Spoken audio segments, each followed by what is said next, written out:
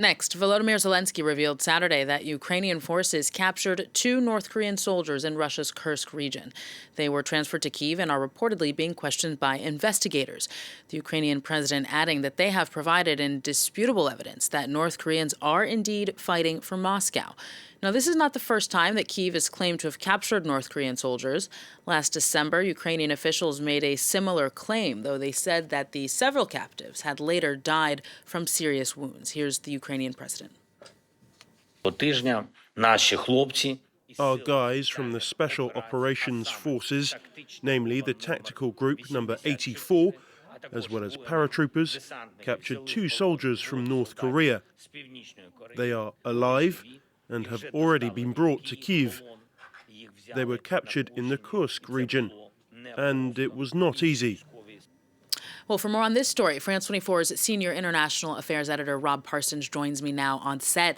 Hi, Rob. So what more do we know about these captured soldiers then? Well, I mean, the most significant thing here is that they are still alive. You made reference to the fact that back in December there were several North Korean soldiers allegedly captured them, but they died of their wounds before they could be interrogated.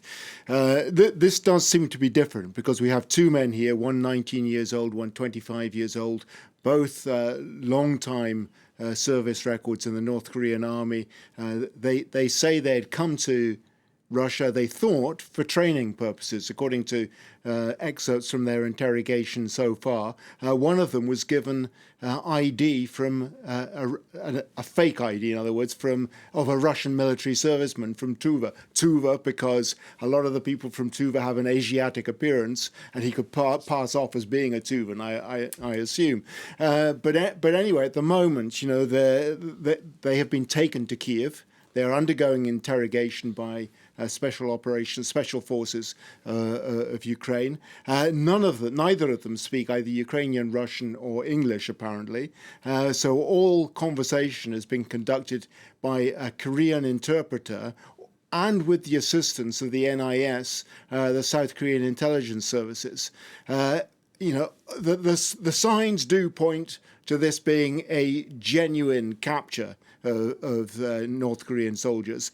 But so far, we haven't seen anything which we can say is incontrovertible evidence that these are 2 North Korean soldiers. But the signs are that this is the case. The Ukrainians say that they are going to give access to the 2 soldiers once they're fit enough, to journalists as well, so that they can put their questions to them. But we're not there yet.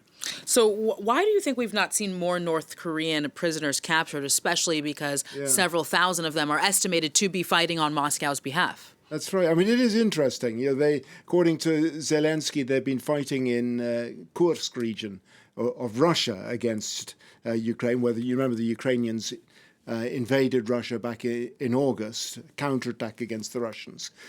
Since the beginning of December, according to Zelensky, 4,000 North Korean troops have either been killed or wounded, particularly since the 20th of December, when wave after wave attacks involving North Koreans started. The sort of meat grinder attacks that we've often heard reference to in descriptions of Russian tactics against the Ukrainians.